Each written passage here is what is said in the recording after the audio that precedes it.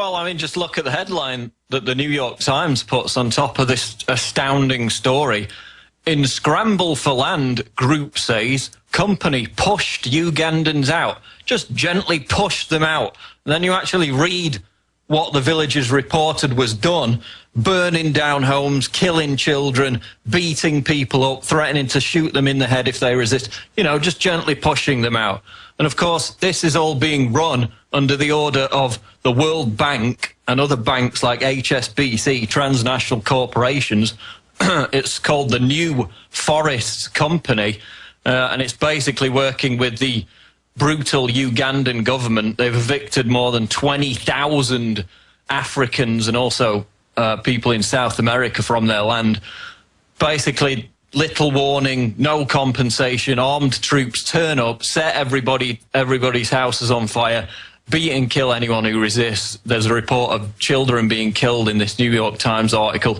But that's a gentle push. That's a nudge, Paul. Just a gentle push. And we wonder why we have 30 million illegal aliens here. This was done in the 80s and 90s all over southern and central Mexico. On record, they came and took land that people have been on for thousands of years under a UN program. They even had rebellions in Yucatan over it. We'll be right back to break this down. This is the loving, liberal genocide that you love so much. And they say it's for the earth. Oh, so loving. Oh. And now I'm reading the New York Times and others. And they're like, well, yeah, this World Bank-run company, and they just say when they come into an area, oh, we're doing this to plant trees. It's for a forest. And basically, we've seen this over and over again with the UN, Agenda 21, UN biosphere zones. They go and enforce the indigenous populations out. This is incredible. Paul Watson, please continue with your report. Hold on, we're going to get you. You need to start over. I'm sorry, you weren't faded up. Go ahead. Yeah, this is the New Forests Company, which is a British company. Its primary investor is the World Bank. It's run by the current HSBC managing director. And also on its board of directors are several investment bankers, including one who worked for Goldman Sachs. Basically, they make money out of seizing the land of poor villages in Africa primarily, planting trees and then selling the carbon offsets to transnational corporations who can then, quote, pollute. And of course, the cost is merely passed on to us, the consumer. And then afterwards, they just chop down the trees and sell them for timber anyway. So you've got this group, which is basically run by the World Bank. It's a World Bank front working in alliance with the Ugandan government and the army.